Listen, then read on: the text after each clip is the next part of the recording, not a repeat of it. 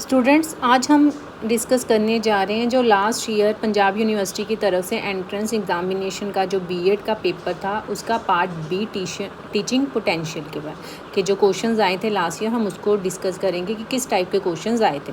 सबसे पहले उसमें आया था what is the primary purpose of education, कि एजुकेशन का प्राइमरी पर्पस क्या है। उन्होंने ऑप्शंस दी थी इंडिविजुअल को प्रिपेयर करना स्पेसिफिक जॉब्स के लिए, to transmit culture and values और कल्चर को ट्रांसमिट करना, क्रिटिकल थिंकिंग को डेवलप करना। तो ये जो ए बी एंड सी है ये तीनों ही एजुकेशन का पर्पस है, तो इसका आंसर आएगा डी, ऑल ऑफ दिस।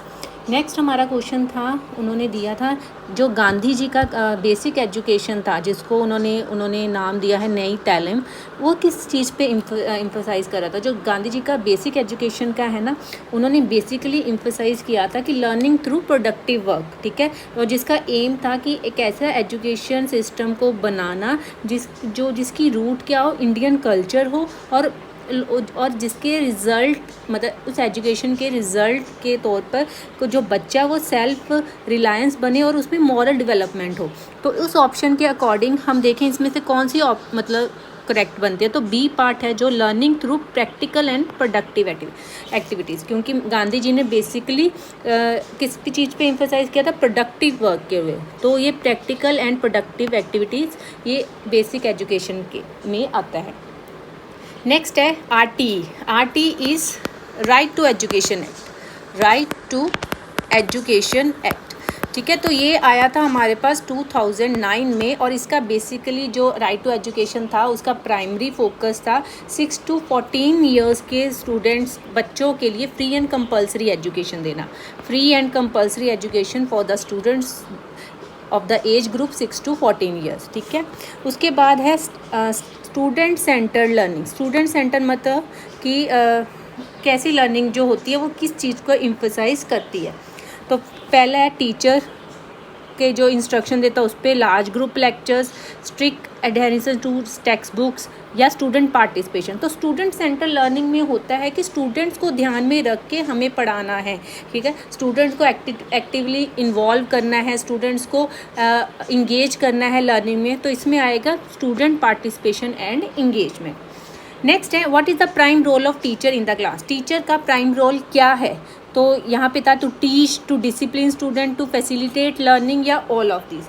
अब देखो, अगर देखा जाए तो पढ़ाना भी है, डिसिप्लिन भी करवाना है स्टूडेंट्स को, और फैसिलिटेट करना है लर्निंग। तो उसके अकॉर्डिंग तो ऑल ऑफ दिस आएगा नहीं, लेकिन हमें क्या पूछा, प्राइमरी रोल पूछा। तो टीचर का प्राइमरी रोल क्या होता है, टीच करना नहीं होता, उसका प्राइमरी रोल होता है लर्निंग को फैसिलिटेट करना। तो इसका आंसर आएगा 35 का सी पार्ट, ठीक है। नेक्स्ट है हमारे पास क्वेश्चन था, क्लासरूम में ब्लैक बोर्ड है उसको क्या एज ए यूज़ करते हैं। तो black board is a weapon in the hand of teacher, ठीक है। तो वो टीचर का एक टीचिंग एड है, ठीक है। अगर हमारे पास कोई और टीचिंग एड नहीं है, हम कोई यूज़ नहीं करें, लेकिन एक ब्लैक बोर्ड टीचर के साथ एक ऐसा एड है जो हमेशा उसके साथ रहता है। तो black board is a teaching add, ठीक है, वो एड होता है। उसके बाद है which of the following is an advantage of using audio visual aids in teaching, कि जो हम ऑडियो विजुअल एड्स यूज़ करते हैं टीचिंग में उससे क्या होता है, ठीक है। उससे क्या होता है, जब हम कोई क्लास रूटीन के जो हम क्लासरूम टीचिंग है उससे हट के कुछ भी पढ़ाते हैं तो वो इंटरेस्टिंग हो जाती है। उससे क्या होता है, बच्चों में अंडरस्टैंडिंग, अब जो बच्चा देख के पहले सुन के पढ़ रहा है, ठीक है, सिर्फ एक सेंसेस यूज़ हो रही है। जब वो आप ऑडियो और विजुअल एड उसका बोल भी रही है, वो एड देख भी रहा है, उसको सुन भी रहा है, मतलब मल्टी सेंसेस उसकी यूज़ हो रही है, तो जो वो लर्न करेगा वो ज़्यादा देर तक रिटेन करके रखेगा। तो इसमें क्या ऑप्शन आएगी, increase in understanding and retention. Next है मैच करना है, ये सिंपल है। बुक्स कहाँ होती है, लाइब्रेरी में होती है, ठीक है। बीकर कहाँ होता है, लेबोरेटरी में होता है। हॉकी प्लेग्राउंड में, और प्रोजेक्टर क्लासरूम में। और उसके अकॉर्डिंग आपका फिर ये सी ऑप्शन बनेगा। School is the mirror of, अब school is the part of society, ठीक है। तो school is the mirror of society, school society में होते हैं, सोसाइटी से हट के नहीं ना होते, तो school is the mirror of society. Next है a good teacher take care of a child. Child का जो एक अच्छा टीचर है वो बच्चे का किस चीज़ की डेवलपमेंट पे ध्यान देता है, मॉरल, फिजिकल, साइकोलॉजिकल, तो उसके हर ऑल राउंड डेवलपमेंट पे ध्यान देता है। एक आस्पेक्ट को थोड़ी वो बच्चे को डेवलप करेगा, वो बच्चे के हर आस्पेक्ट को डेवलप करेगा। Next is what will you do if a student continuously interrupt you while teaching. आप पढ़ा रहे हो, किसी बच्चे को प्रॉब्लम आई, ठीक है, नेक्स्ट डे फिर पढ़ाया, उसको फिर से प्रॉब्लम आई, मतलब आपने एक नोट किया कि वो बच्चा जब आप पढ़ाते हो तो कॉन्टिन्यूसली आपको इंटरप्ट करता है, ठीक है, तो आप उसको क्या करोगे, डांटोगे थोड़ी, क्योंकि एज ए टीचर आप उसको फिगर आउट करोगे कि उसका क्या रीज़न है। तो इसमें आएंगे try to find out the actual problem and mend his behaviour, ठीक है, फिगर आउट करोगे कि क्या उसका प्रॉब्लम है और उसको उसके अकॉर्डिंग उसको आप सॉर्ट आउट करोगे। उसके बाद है which of the following statement is correct, कौन सी स्टेटमेंट करेक्ट है। ऑडियो विजुअल एड मैंने अभी ऊपर डिस्कस किया, उसमें मैंने ये बताया था तो इसमें टीचिंग इंटरेस्टिंग हो जाती है, इफेक्टिव हो जाती है और वैरायटी आ जाती है, ठीक है, तो इसमें ये आ जाएगा ऑल ऑफ दिस। उसके बाद है इवैल्यूएशन शुड बी, इवैल्यूएशन होता है कि जो आप बच्चों के जो आप पढ़ाने के बाद उनके टेस्ट वगैरह लेते हैं, अगर सिंपल लैंग्वेज में मैं बोलूँ तो वो समेटिव होनी चाहिए, फॉर्मेटिव होनी चाहिए। समेटिव होता है जो टर्म के अकॉर्डिंग होती है, फॉर्मेटिव होता है जो फ्रिक्वेंटली होती है, ठीक है, तो ये बोथ होनी चाहिए, फॉर्मेटिव भी होनी चाहिए और समेटिव भी होनी चाहिए। उसके बाद है पीरियोडिक टेस्ट जो आप लेते हो क्लासरूम में, वो क्या किस चीज़ के लिए हेल्पफुल है।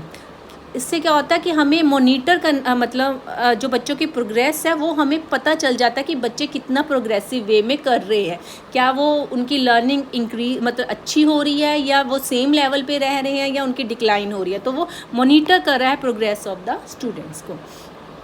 नेक्स्ट क्वेश्चन है when you are writing on the blackboard you should keep in mind that your handwriting should be, जब हम ब्लैक बोर्ड पर लिखते हैं तो हमारी राइटिंग क्या होनी चाहिए, लेजिबल। नेक्स्ट है वारदा स्कीम, वारदा स्कीम वही है बेसिक एजुकेशन की स्कीम जो महात्मा गांधी ने दी थी, उसी को वारदा स्कीम भी कहते हैं। To maintain discipline in the class as a teacher you will, आप अगर क्लास में हमने डिसिप्लिन को मेंटेन करके रखना है तो एज ए टीचर आप क्या करोगे, क्या करोगे, ऑप्शंस हैं आपके पास, उसमें क्या आएगा आपका टीच इफेक्टिवली। जब आप अच्छे से पढ़ा रहे हो ना तो कोई भी बच्चा आपकी क्लास में इनडिसिप्लिन क्रिएट नहीं करेगा, वो इंटरेस्टिंग वे के साथ आपकी टीचिंग में इन्वॉल्व होगा, ठीक है, तो इसमें आएगा teach effectively. Right to education act हमने सबसे पहले बात की थी, वो 2009 में आएगा। One of the aim of the education, education का एम है डेमोक्रेसी, एक एम है डेमोक्रेसी, इनमें से जो है ऑप्शन में उसमें अकॉर्डिंग डेमोक्रेसी आएगा। नेक्स्ट है in dealing with the students of diverse religious backgrounds a teacher should be, अगर हमारी क्लास में अलग अलग बैकग्राउंड्स के बच्चे हैं, रिलीजियस बैकग्राउंड के हैं, तो हमें एक टीचर को हमेशा सेकुलर रहना चाहिए, उसको किसी एक रिलीजियस की तरफ अपना इंटरेस्ट नहीं शो करना, उसे हर रिलीजन को सिमिलर लेके चलना है। While checking answer sheet a teacher must be, teacher को क्या होना चाहिए, ना ज़्यादा लिबरल ना ज़्यादा स्ट्रिक्ट ना सब्जेक्टिव अप्रोच, उसको रखनी चाहिए ऑब्जेक्टिव, कि हर बच्चे के जो आंसर्स हैं उसको ध्यान में रख के उसको करना चाहिए। If a student can not understand the classroom teaching the teacher would, अगर उसको क्लासरूम में समझ नहीं आ रहा उसको पुनिश तो करेगा नहीं ना, ये हम ये कहेंगे बच्चों को कि बच्चे क्लासरूम से बाहर जाओ आपको तो समझ नहीं आ रहा, या हम प्रिंसिपल से कंप्लेंट करेंगे, ये रीज़न तो हो ही नहीं सकता। हम क्या करेंगे, हम रीज़न को फाइंड आउट करेंगे। अगर हमें क्लास में नहीं पता चल रहा हम पेरेंट्स के साथ डिस्कशन करेंगे, ठीक है, तो आ जाएगा trying to find out the reason after discussion with parent. Social values are best inculcated, social values हैं वो किसके थ्रू होती है। अब देखो school is a part of society, home is a part of society, friends and neighbours are the part of society, तो मतलब इन सभी जो हैं ये school, home, friends and neighbour, इन सब से हमें वैल्यूज़ मिलती हैं, तो इसका आंसर आएगा ऑल ऑफ दिस। नेक्स्ट है who is the first teacher of a child, इसकी तो ऑप्शंस भी नहीं आपको देखने की ज़रूरत, हमें सबको पता है कि चाइल्ड का first teacher is mother. In India till the elementary level education for every child is a fundamental right, अभी हमने पढ़ा था 6 to 14 ईयर्स के बच्चों के लिए राइट टू एजुकेशन एक्ट था, एक फंडामेंटल राइट बना दिया गया कि वो बच्चों के लिए फ्री और कंपलसरी एजुकेशन है, तो इसका आएगा फंडामेंटल राइट। नेक्स्ट है I want to become a school teacher, मुझे स्कूल का टीचर बनना है, सैलरीज के लिए नहीं बन रही मैं, सोशल स्टेटस के लिए नहीं बन रही, तो टीचिंग क्योंकि एक नोबल कॉज है उसके लिए I want to become a teacher.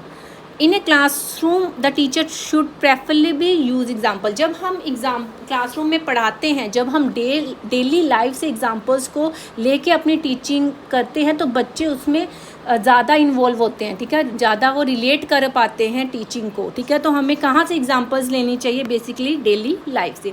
NCT एक टीचर एजुकेशन काउंसिल है, तो इसकी फुल फॉर्म होती है national council for teacher education.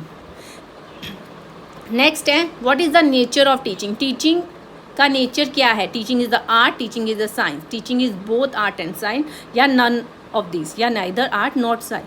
तो ये टीचिंग क्या है, एक आर्ट भी है और साइंस भी है। Teaching is not everyone cup of T, ठीक है, वो हर कोई नहीं पढ़ा सकता। एक हम प्रोसीजरल वे, एक अच्छे सीक्वेंस, एक मैनर्स के साथ हम टीचिंग को करवाते हैं, ठीक है। तो teaching is the both art and science. Last question था टीचिंग पोटेंशियल का, को करिकुलर एक्टिविटी क्यों इम्पॉर्टेंट है बच्चे के लिए, मेंटल डेवलपमेंट के लिए, उसके सोशल डेवलपमेंट के लिए, इमोशनल, या ऑल ऑफ दी। तो को करिकुलर एक्टिविटीज़ जो स्कूल में करवाई जाती हैं वो बच्चों के इन तीनों पैरामीटर्स के लिए ज़रूरी है, तो इसका आएगा ऑल ऑफ दी। तो ये था आपका जो लास्ट ईयर आया था पेपर जॉइंट बीएड एडमिशन्स 2024 का एंट्रेंस एग्जामिनेशन, उसका पार्ट बी का जो क्वेश्चन थे वो थे। Thank you.